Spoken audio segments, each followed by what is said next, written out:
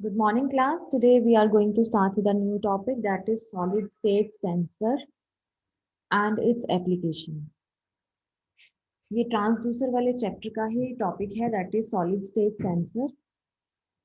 सबसे पहले solid state sensor जो है वो किस लिए यूज होता है।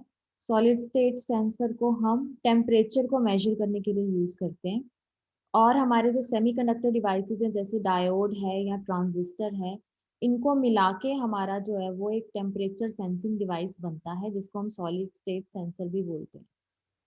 तो सेमीकंडक्टर डिवाइसेस जो हमारे हैं जैसे कि डायोड है या ट्रांजिस्टर है जो हमारे इलेक्ट्रॉनिक सर्किट में लगते हैं, इनको हम इस तरह से लगाते हैं कि ये हाई क्वालिटी टेम्परेचर को सेंस कर सकें और डायोड और ट्रांजिस्टर के कॉम्बिनेशन से ही एक सेंसिंग डिवाइस बनता है।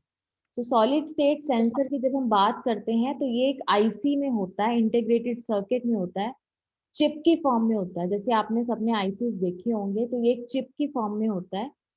और इसकी प्रॉपर्टी क्या है, जो हमारा सिलिकॉन ट्रांजिस्टर है उसमें क्या होता है कि हमारे पास जो सेमीकंडक्टर मटेरियल है वो सिलिकॉन यूज हुआ है ट्रांजिस्टर को बनाने के लिए, और हम दो आइडेंटिकल ट्रांजिस्टर्स को आपस में ऑपरेट कराते हैं। जब हम दोनों सेम ट्रांजिस्टर्स लेंगे तो उनका कलेक्टर करंट जो होगा अगर वो कांस्टेंट रेशियो का होगा तो उसका बेस एमिटर वोल्टेज जो है दैट वुड बी डिफरेंट। या आप सबने बेसिक इलेक्ट्रॉनिक्स में पढ़ा हुआ है ट्रांजिस्टर्स के बारे में कि बेस कहाँ है, कलेक्टर कहाँ है, मीटर कहाँ है। तो बेस और एमीटर के अक्रॉस जो वोल्टेज होती है वो डिफरेंट होएगी, लेकिन जो कलेक्टर करंट होगा वो दोनों ट्रांजिस्टर्स का इक्वल होगा। तो हम यहाँ पे इस इक्वेशन में V मिसिंग है, यहाँ पे V आना है that is voltage. So V is equal to K T upon Q. Q क्या है, इलेक्ट्रॉन्स का चार्ज। K एक कांस्टेंट है, इसको हम बोल्ट्जमैन कांस्टेंट बोलते हैं। और T क्या है, टेम्परेचर। तो that means V is directly proportional to T, मतलब जितनी वोल्टेज प्रोड्यूस होएगी that would be directly proportional to T कि उसमें टेम्परेचर कितना है। तो अगर हमने V को मेजर कर लिया तब भी हमें पता लग जाएगा कि हमने टेम्परेचर को मेजर कर लिया हुआ है कि डिवाइस का टेम्परेचर कितना है। ये temperature sensing voltage source type बन गया हमारा टेम्परेचर सेंसर। तो टेम्परेचर सेंसर में यहाँ पे हमने टेम्परेचर को मेजर करना है, लेकिन इस एक्सप्रेशन से हमने देखा कि V is directly proportional to temperature. That means अगर हम वोल्टेज को भी मेजर कर रहे हैं तो वो भी वो हमारा टेम्परेचर को ही सेंस करेगा। अब ये हमारे पास जो आईसी पैकेजेस में होते हैं, इंटीग्रेटेड सर्किट्स में होते हैं या आईसीज में होते हैं टेम्परेचर सेंसर, और इन आईसीज के अलग अलग नंबर हैं। सबसे पहला है LM335। LM335 का जो आईसी होगा ये टेम्परेचर सेंसिटिव जीनर डायोड होगा। इस आईसी के अंदर जीनर डायोड लगी होगी जो कि रिवर्स बायस में काम करेगी और ब्रेक डाउन रीजन में काम करेगी। आप सबने पढ़ा हुआ है जीनर डायोड के बारे में कि जो जीनर डायोड है वो रिवर्स बायस में काम करता है, ब्रेक डाउन रीजन में भी काम करता है। इसीलिए ये हमारी पीएन जंक्शन डायोड से कुछ अलग होता है, क्योंकि पीएन जंक्शन डायोड जो है वो रिवर्स बायस में काम नहीं करती। सो इसका एक फॉर्मूला है that is V is equal to 10 divided by T। So इधर जो हमारा वोल्टेज है that is inversely proportional to T। So यहाँ पे हम टेम्परेचर को लेके चलते हैं 273 डिग्री, चाहे सेल्सियस में ले लो चाहे केल्विन में ले लो। जब हम इसको चेंज करेंगे, कन्वर्ट करेंगे, दैट वुड बी 2.73 इंटू 10⁻³ और यहाँ पे हमारा एंगल क्या है, 10 डिग्री। सो 10 थीटा यहाँ पे हमारा मिली वोल्ट है, तो हमारे V की वोल्ट वैल्यू क्या हो गई, 2.73 इंटू 10⁻³ प्लस 10 थीटा। सो मेजरिंग रेंज अब LM335 से हमें क्या पता लगा कि LM335 अगर हम आईसी यूज करेंगे तो उसको हमने तब यूज करना है अगर हम जो टेम्परेचर मेजर करने वाले हैं उसकी रेंज -45 से लेके +100 डिग्री सेल्सियस तक है। अगर इसके बीच का हमें पता है कि जो टेम्परेचर है वो इसकी बीच की रेंज का होगा तो LM335 को यूज करेंगे।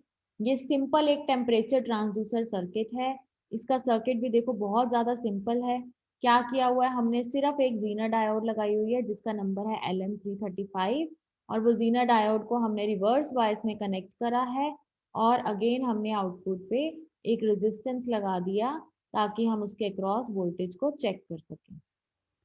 ये एक टेम्परेचर सेंसर है जिसने हमें इनफ टाइम दे दिया कि ये न्यू टेम्परेचर को स्टेबलाइज कर सके और उसको एडजस्ट होने में जो टाइम लगता है वो ले सके।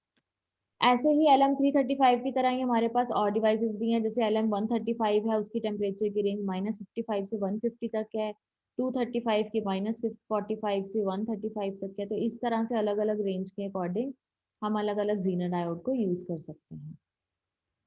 उसके बाद आता है हमारे पास AD592 सीरीज। जो AD592 सीरीज है, ये भी एक temperature dependent current source type temperature sensor ही है बेसिकली ये भी। लेकिन इसको हम तब यूज करते हैं अगर हमने लार्ज डिस्टेंस पे सिग्नल को सेंड करना है। तो अगर हम लार्ज डिस्टेंस पे सिग्नल को सेंड करना चाहते हैं तब हम AD592 यूज करेंगे, क्योंकि जो इसकी आउटपुट रेंज है, जो इसका आउटपुट करंट है, वो ऑलमोस्ट स्टेबल होता है। रेजिस्टेंस के साथ इसके करंट में चेंजेस नहीं आते। इस वजह से हम AD592 को लार्ज डिस्टेंस के लिए यूज करते हैं। जैसे आप ये देखो डायग्राम में क्या बना हुआ है, ये AD592 हमने लिया, इसको जस्ट हमने कनेक्ट कर दिया दो रेजिस्टेंसेस के साथ और वोल्टेज सोर्स के साथ। तो इसके क्रॉस भी हम वोल्टेज चेक कर लेंगे, जो इसके क्रॉस वोल्टेज आएगी that would be the temperature value.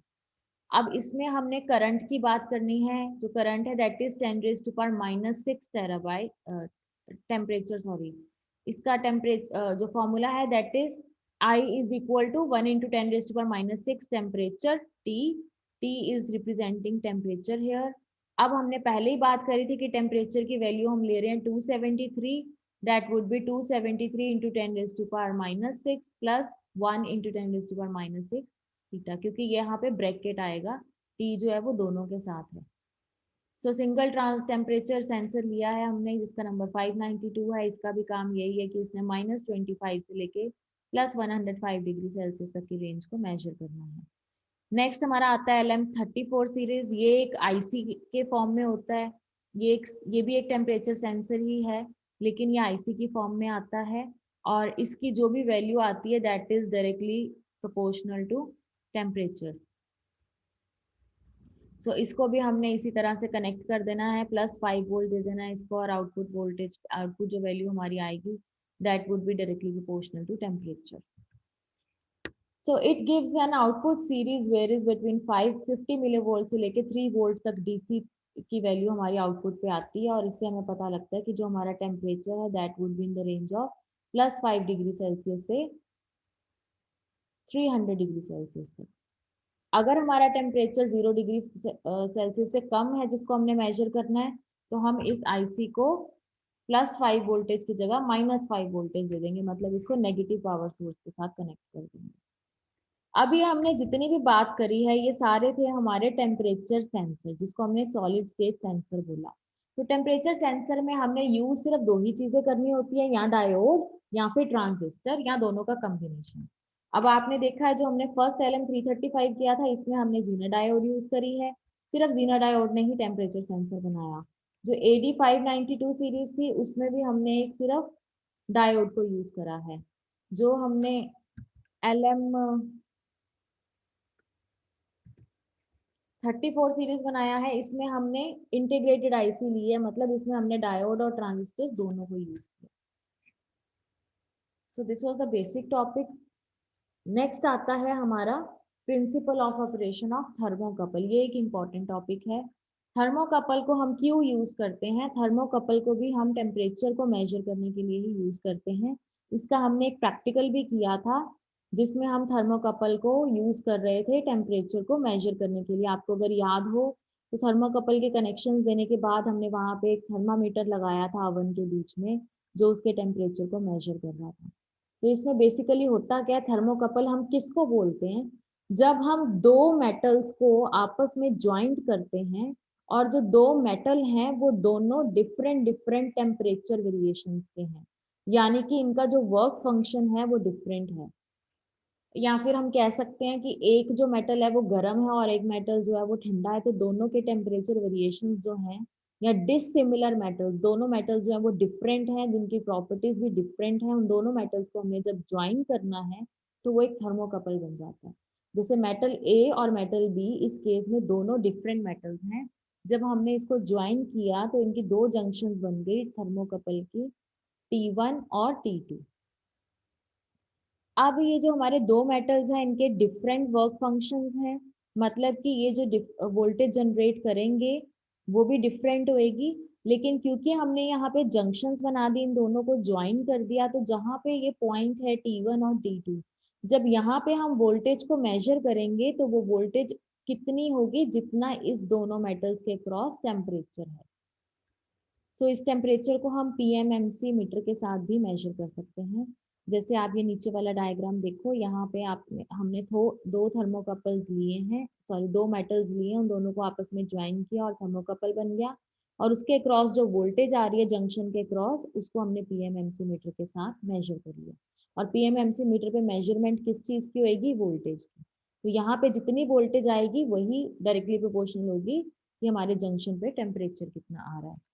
अब जो हमने मेटल्स लेने हैं, मेटल ए और मेटल बी, या तो मैं मेटल ए को हीटर के साथ कनेक्ट कर दूंगी, दैट मीन्स मेटल ए जो है वो हॉट वाला हो गया और मेटल बी जो है वो रूम टेम्परेचर पे हो गया, क्योंकि इन दोनों को हमने डिसिमिलर रखना है। या फिर मैं मेटल बी को कोल्ड वाटर में डिप कर दूंगी, ताकि मेटल बी जो है ये अलग जंक्शन पे, कोल्ड जंक्शन पे हो जाए, और मेटल ए जो है ये रूम टेम्परेचर पे रहे। तो दोनों के टेम्परेचर को बेसिकली हमने वेरी करना है।